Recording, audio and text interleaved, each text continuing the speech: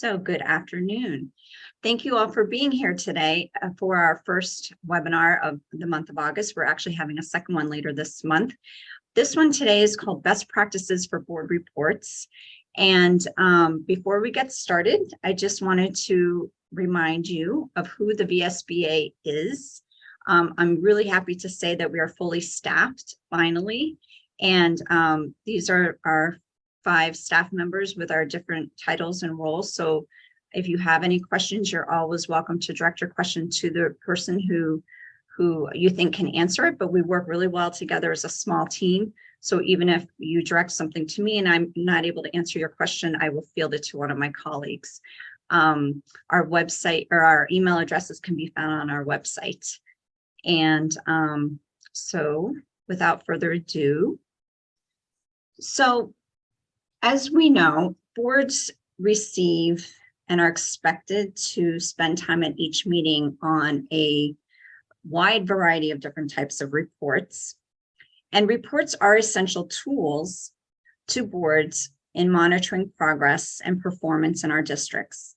And they're also important to helping us make informed decisions. Nevertheless, the number and the types of reports that we receive can sometimes feel simply overwhelming, both to those who produce the reports as well as to those who receive them.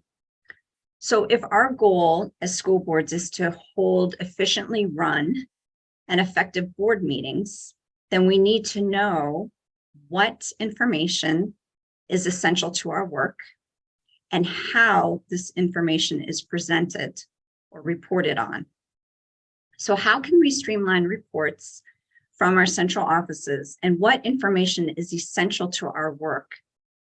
And what is information that is really more incidental or nice to know, but doesn't need to be the focus of our meetings?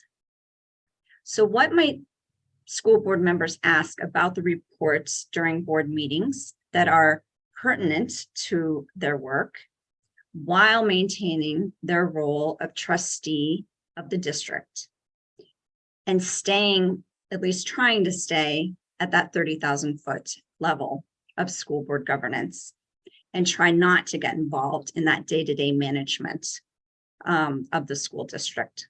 So these are just some of the questions that we're going to dig into during this webinar today. And to help us to do this, we are so very lucky to have with us 3 wonderful superintendent and board chair duos from around the state. The board chairs represent 3 different types of educational governance structures or bodies, if you will. We have a board chair from a school district, a supervisory district, and a supervisory union. So I'm going to introduce them all to you right now. And then we were going to go ask each of the teams to present one at a time on their best practices for board reporting. So first up, from Central Vermont, we have Kristen Hubert, the superintendent for Rutland Northeast Supervisory Union, along with board chair Jessica Cannell, who chairs the Barstow Unified Union School District.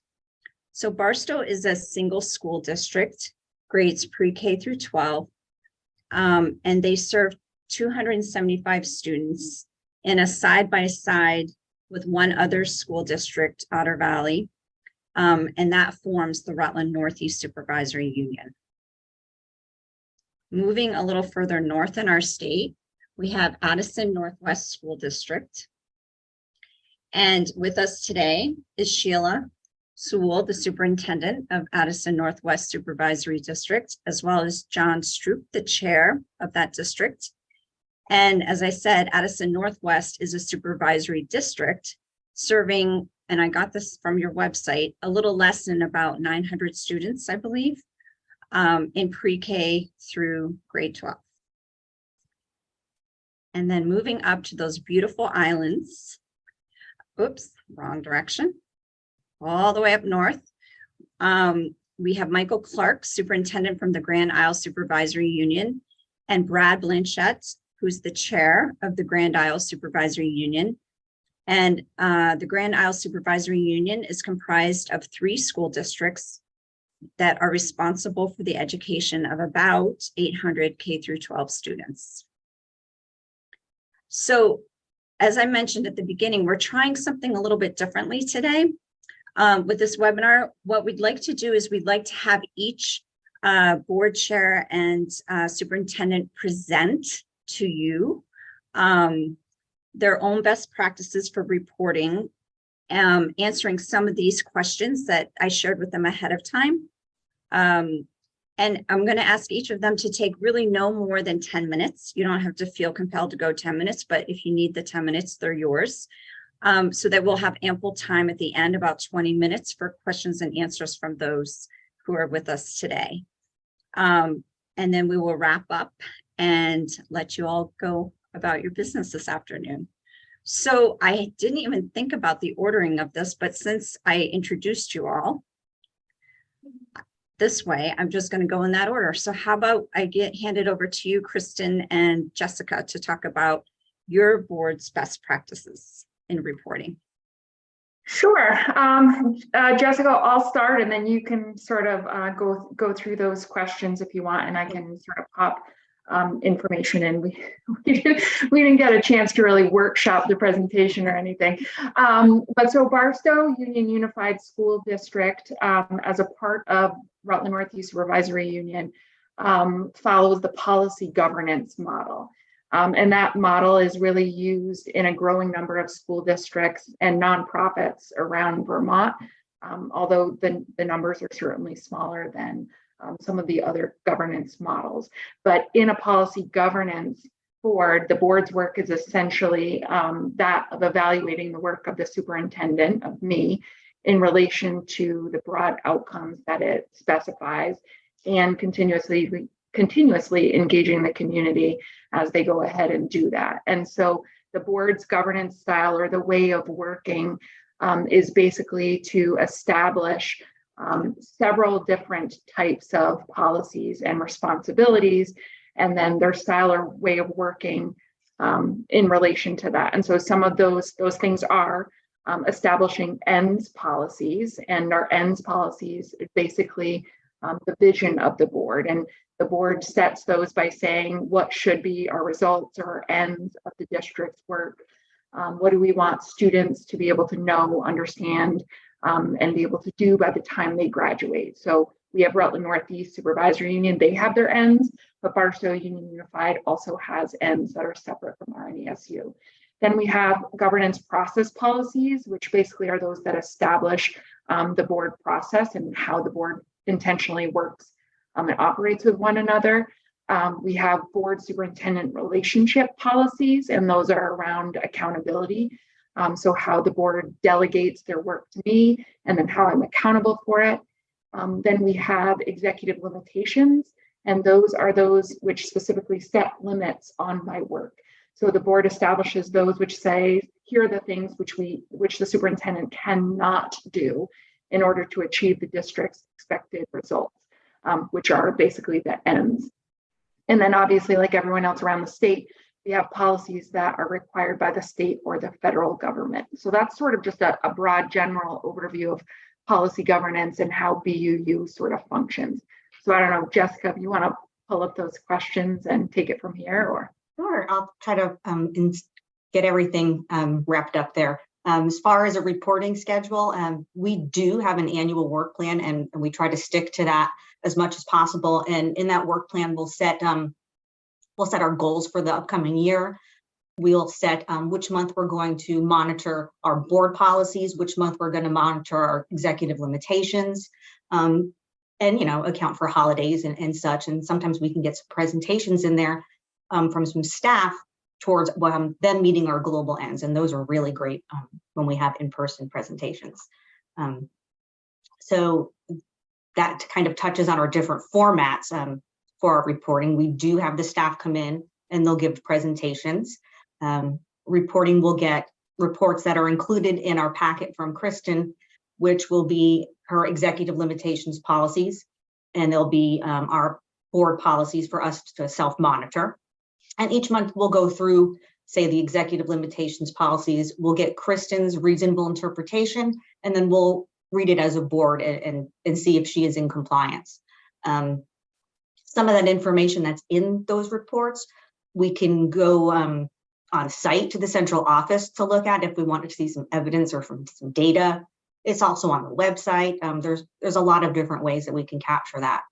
As far as the board monitoring, we will get one of our policies every month. We'll review it, and based on our past cycle, see what our interpretation of it is now, see how we've done this or maybe did not do this in the prior cycle. And if there's anything adjusting we need to do on our policies, we can do that then. We also receive financial reports from our business manager, and she will come in person a lot of times too to help us out with a lot of that financial lingo as far as the budget's concerned, and that's wonderful. Let's see, what other questions do we have? How do we use the information? Well, we will monitor our performance. We'll monitor the superintendent's performance, make sure that we are in line and we are meeting our goals and our ends. And we will go ahead and use this information for maybe future discussions or future topics that we want to touch on. And that's one of the things that we have started doing as a board to get to that 30,000 feet question. It's really difficult to try to stay in your role, and you sometimes need to ask questions just for clarity. You don't really want to get too deep. So we've started to do either a case study or just pick out maybe a possible scenario that could happen. So we could have open discussion and see what is our role? What would we do as a board? What would we do as a member? What would we expect the superintendent to do? And what policies speak to that? So that is also part of our board self-evaluation, which we do on a monthly basis after the end of each meeting as well. I think I might have covered all of the questions. Yeah, I think you did. I think the only other thing to add, because I have 3 boards and they all follow policy governance, it's really noticeable how high functioning the BUU board really is, because they engage in professional development, that sort of board rehearsal every month where they talk about potential pitfalls, what happens if an individual board member has something personal that comes, in contrast to something that might be the whole board. So they sort of engage in that, and also that self-evaluation at the end of every meeting. So they do a really nice job of reflecting on their purpose and their roles, and doing a really great job of holding each other accountable for being prepared and focused. And it makes a huge difference in it being a high functioning board.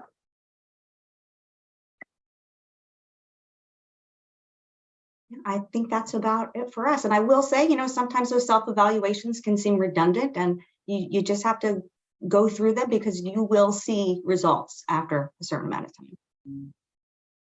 Excellent. Thank you both very much.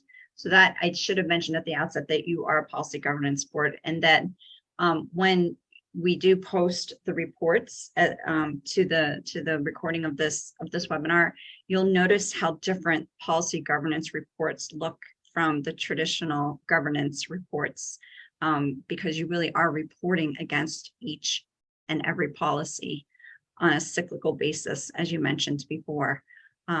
So it'll be interesting for people to take a peek at those reports and see what does a policy governance report look like. Thank you very much, both of you. So we'll move on to Addison Northwest with Sheila and John. Take it away. Thank you. So we are not policy governance, and I'm going to speak to this sort of what and how of reporting, and then John will jump in and speak more to how the board accesses the information and uses it for decision making. So not being a policy governance, we still have a wide variety of reports that happen at our meetings. First, combing through all of our policies and determining which of those have an annual reporting requirement.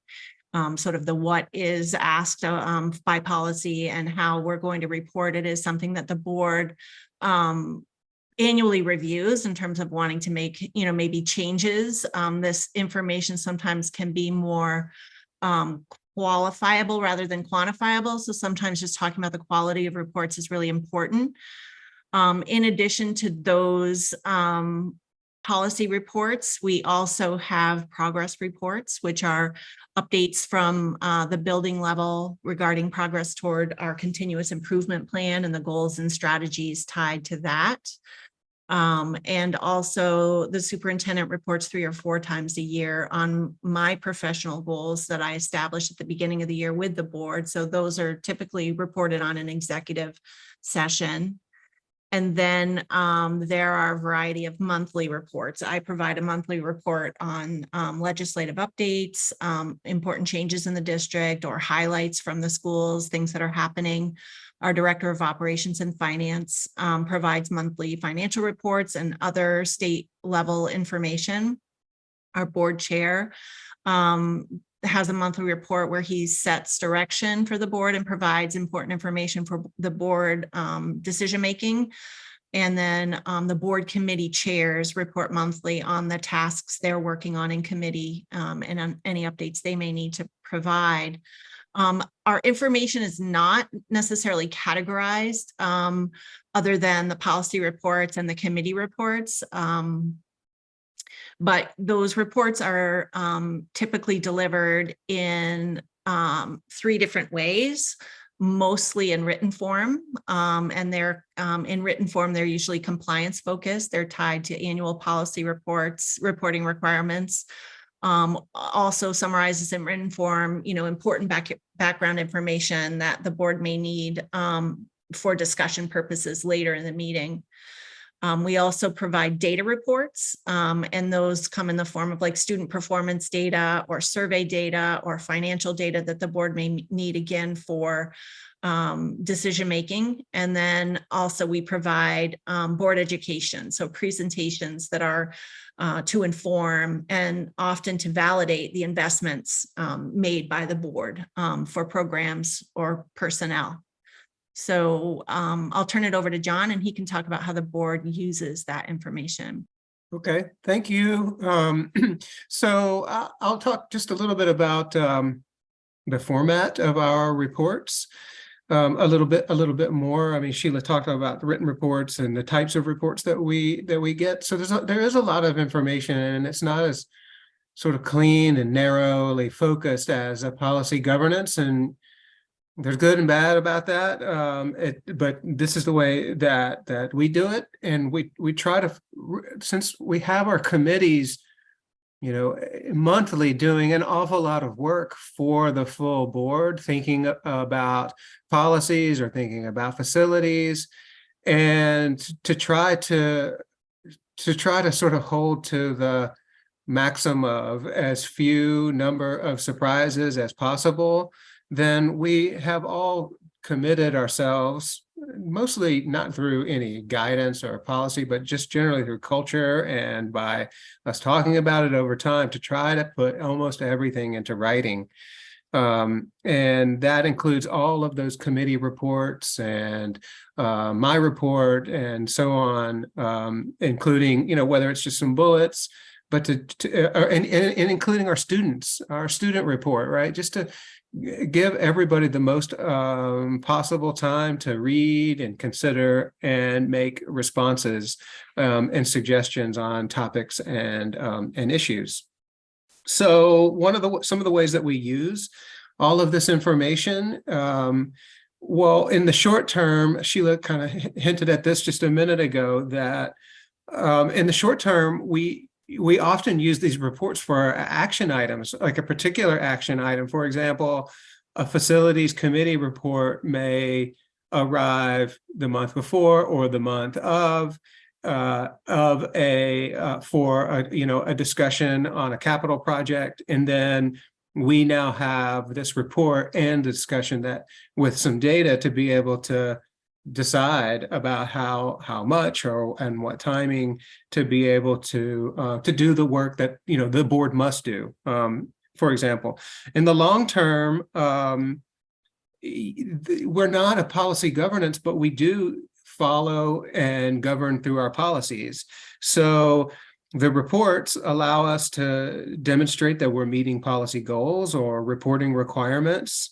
And those reports go into those like really crucial board that really crucial board work that only boards can do, and that is, budgets and taxes, capital expenditures, the organization and configuration of facilities. Those are particular jobs that boards have to do, and our reports go a long way to help us do those over the long term. And then the last part is that all of these reports act as and I think this is a good place for our district, is that the reports themselves act as a way of expressing in reality what's happening within the district. And that's from activities to successes, for areas of improvement, things that are changes that are being made. And this becomes those reports become another way for the public to become aware of and to offer input on the work of the district. And then the last question about how do board members balance the need to know at the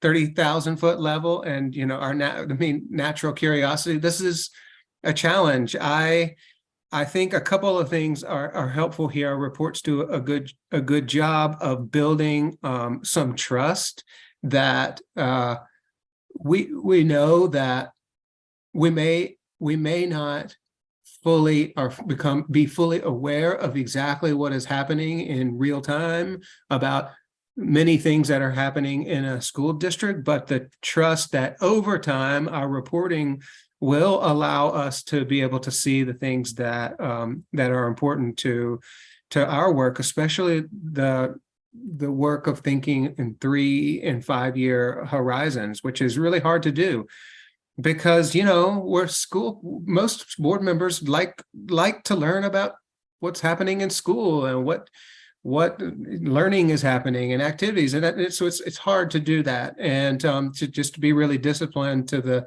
policies that we have in terms of where we govern through our policy, and we outline the policies for the operation of the school. So the budgets help us kind of stay on track to those big things that only boards can do, which is budgets, facilities, capital, thinking about resources. So I hope that helps give you a sense of the way that we use reports in the Addison Northwest School District. I'll turn it back over to Debbie to introduce the next team. Thank you. Thank you, John, and thank you, Sheila, very much. That was great. Let's go to Michael and Brad and have them, Brad, are you guys still there? I don't see you on the screen. There you are. Probably we're going to be less polite and orderly than the other two teams because we both taught together in a school that encourages interrupting each other. It was a school that everybody team taught all over the place, and so you were just threw it in, and so we're used to it, but don't mind us. So we're not a policy governance school. We adhere to a goal governance model, and that model I just made up. There is no such thing that exists. No way, Brad. We're creating it. We're creating it. But you'll see that when we begin to describe how our board reports are, they are filtered. Really, I mean, it's not that we don't get to policies and all that stuff, but it's really filtered through goals, always through goals, the end things. And Michael will talk about how that emerged. Yeah. So I think to describe that, when I first got to the Grand Isle Supervisory Union, I used to have a goal that was, so the first year I was here, academic proficiency for all. That was our goal. There were no measures, there were no strategic, how are you going to get there? There wasn't the resources that were needed. It was just, I'm going to demonstrate at the end of the year that we work towards academic proficiency for everyone. And what has happened over the years, and especially in the last 2 years, is with Brad coming on as the board chair, he was looking for more specifics.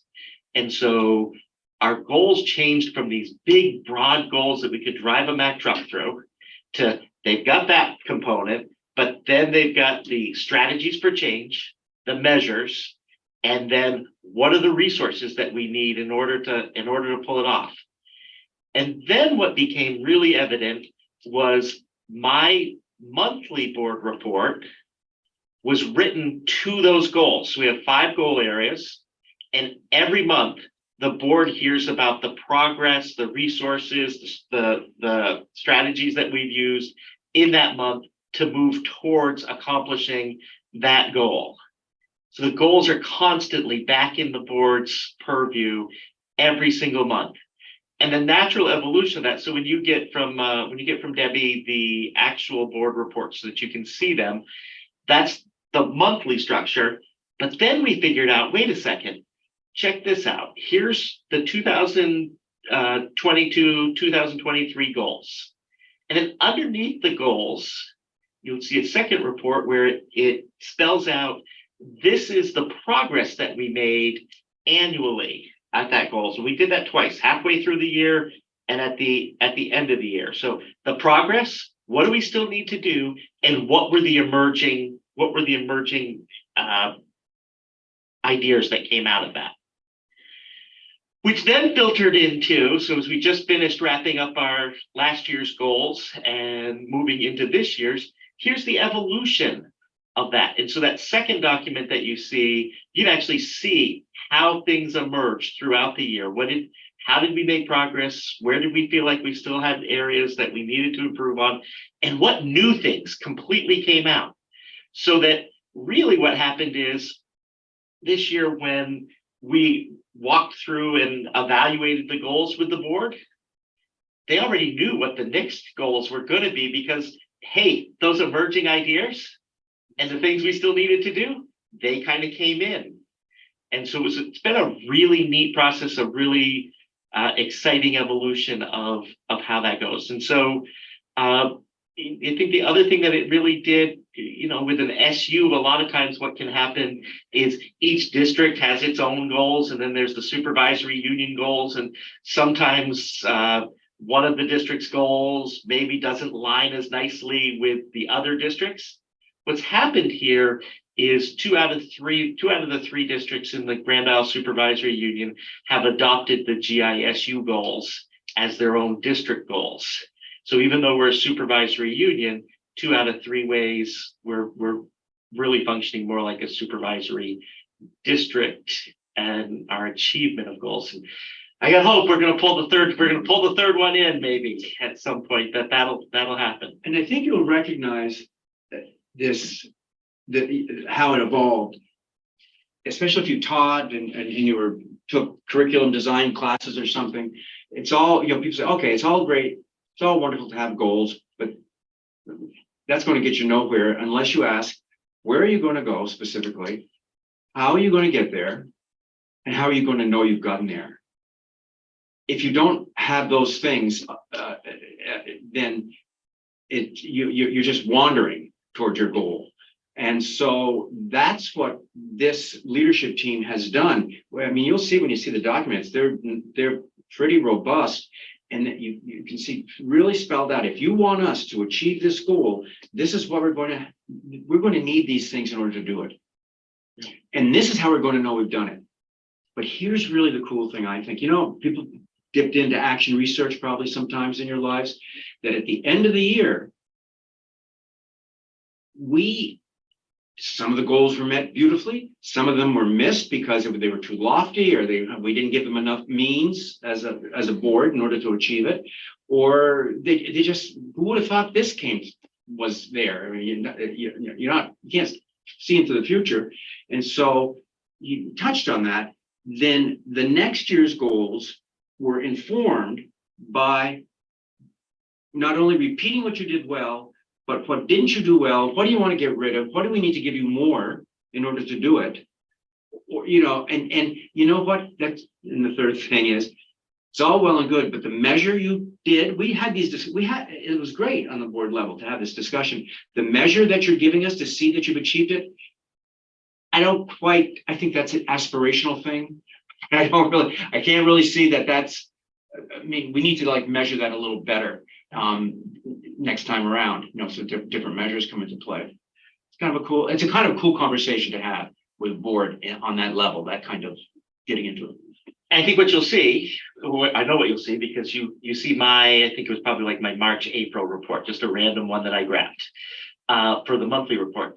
Each of the directors, so our curriculum director, our directors of student support services, our business man, they're writing they're writing progress towards the goals as well. Their reports line up towards the goals. So it used to be, so 5 years ago, you'd hear all about the stories of, oh, well, we did this at the school this year and this and this and this. Now tightly tied to the goals, so that the board actually at the final evaluation meeting and the setting of the next year's goals really were deeply involved and understood how things fit together.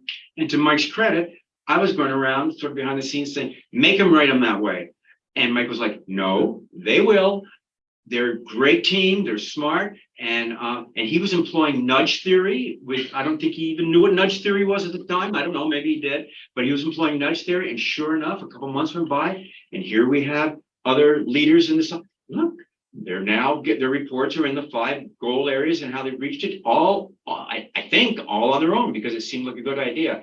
He served as a really good model for that, but it was not mandated, which of course was a better idea than mine.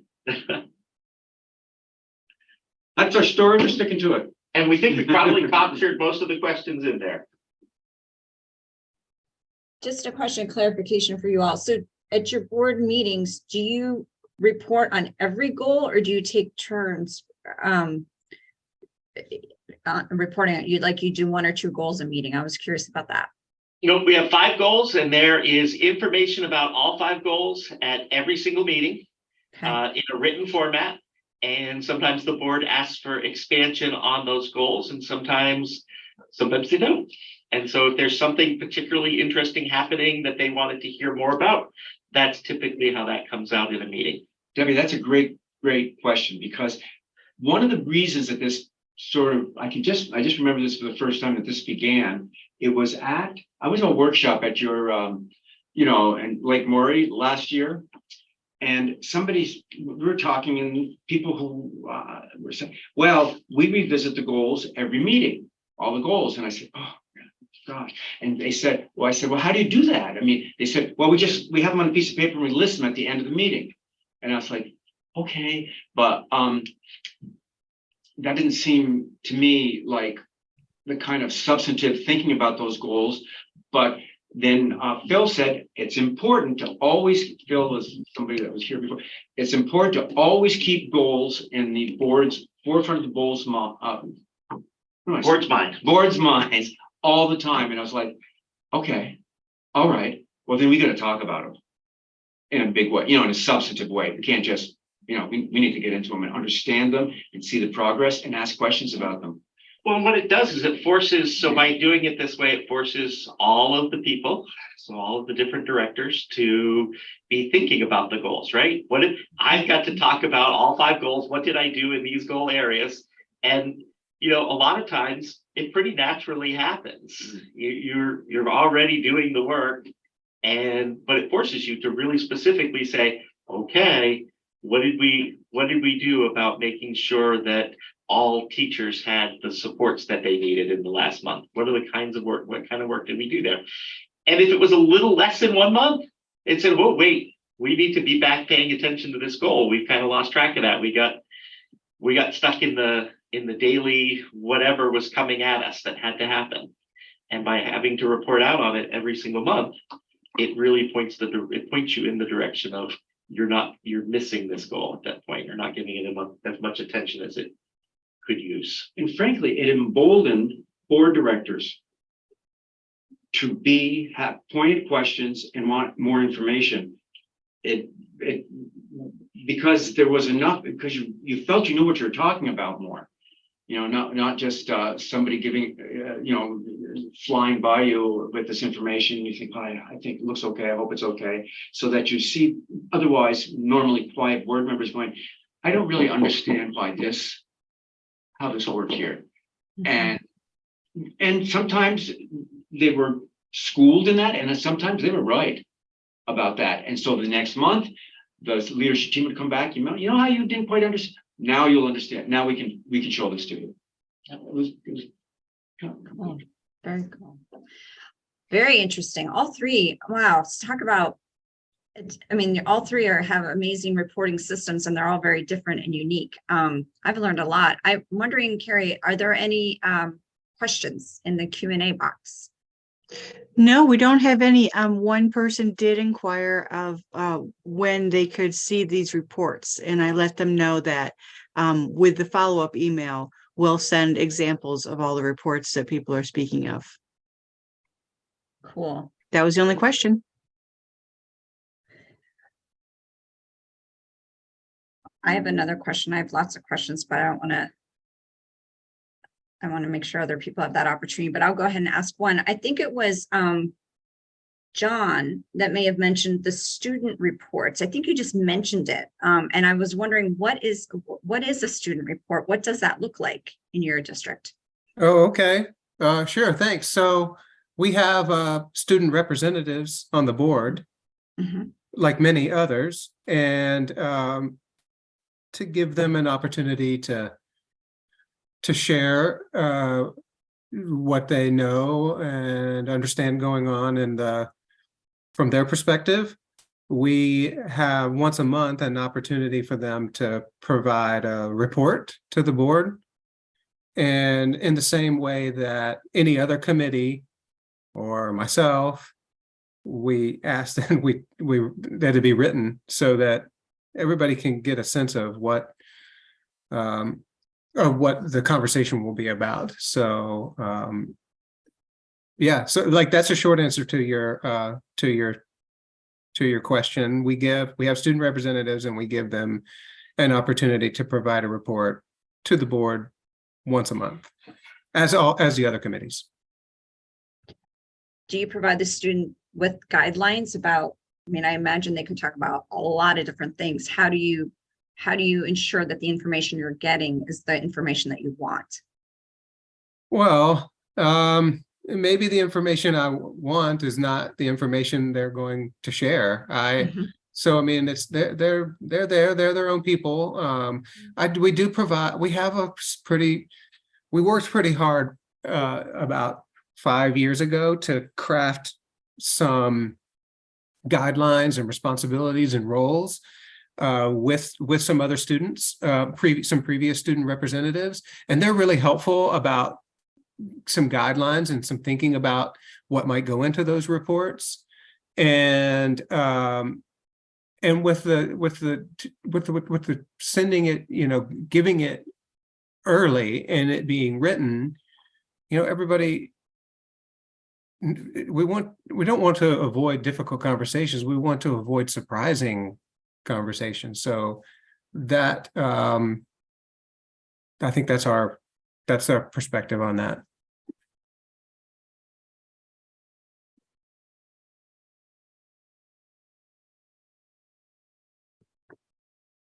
For all three boards, or all three districts, I hear you saying, in terms of written reports tell me more about how the written reports are presented. Are they always given to you in a board packet and given to you ahead of time? Is anything handed out at the actual meeting?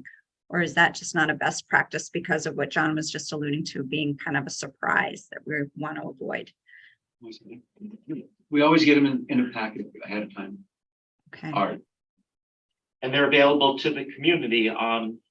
It's part of the board packet. So the community gets the full board packet minus any executive session work. And that's the same for our district as well. It comes in the packet and it's posted online. Okay.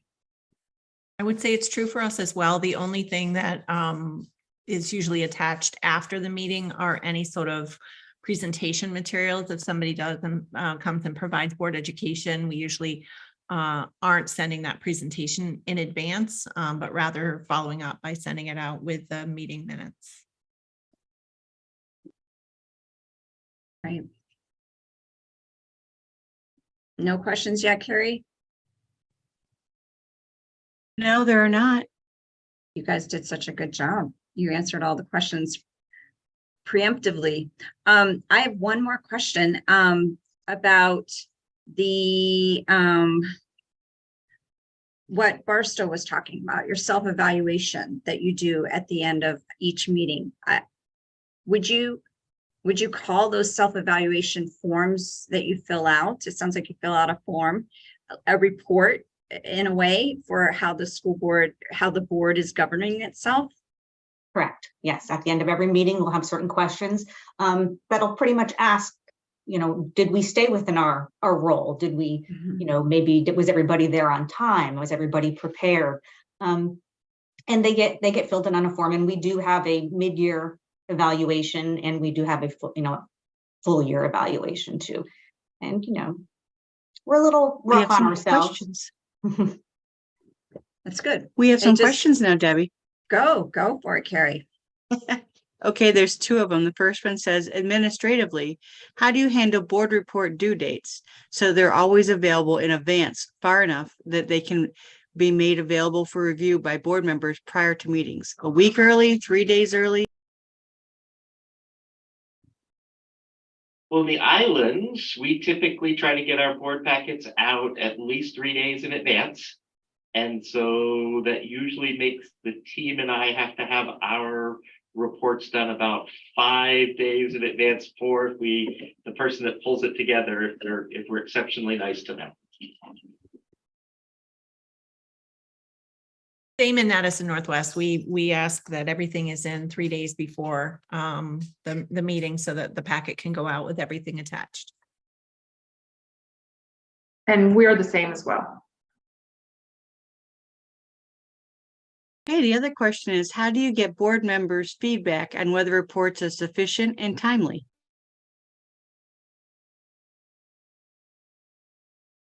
Well, you don't seem very bashful up here about that. I mean, I see if anybody's got a comment about if they're sufficient or timely, they don't seem to hold back about that at a meeting. I don't know. We don't have a formal process, I think.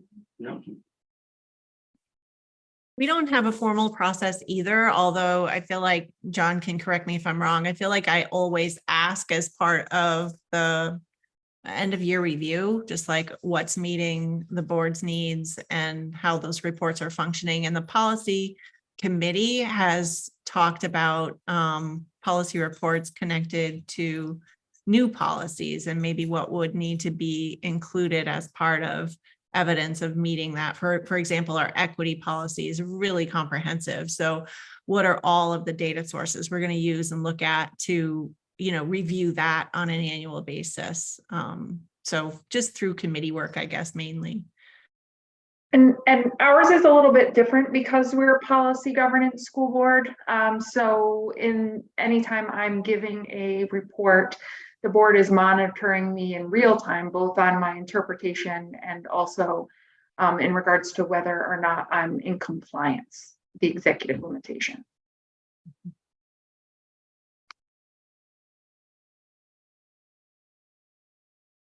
That's the end of our questions. Well, I won't keep you all longer than you need to be here, but I will, first of all, just say, if there are any follow-up questions after this call is ended, you're always welcome to reach out to the Vermont School Boards Association, as well as to any of our panelists here today. I didn't ask you if that was okay, but I think they seem like an amenable group and would be willing to answer your questions should you have any at a later date. Evaluation, as Carrie mentioned at the outset, we are going to post a little evaluation at the end, and if you can just take a couple minutes completing that really helps us in planning our future webinars. And we will, as I mentioned before, post the recording probably in about a week or so with the handouts, which are the reports that these boards have provided with us. They'll all be there so you can see them. And at that point, you may actually get some questions. I'm speaking to the panelists right now. Maybe once viewers have a chance to see some of those reports, they may have a follow-up question. So you may be hearing from some folks. Please encourage any of your school board members, your colleagues, to view the webinar. at a later date. As I said, they're up there, they're on in our archives. And so I know people are busy and can't always attend the live one, but they're always there to be viewed. So if you feel like there's somebody on your board who might be interested in this topic, feel free to refer them to our website. Really quickly, Debbie? Yeah, do we have a I'm question? sorry, I had a late question come in. Is there still time to answer it?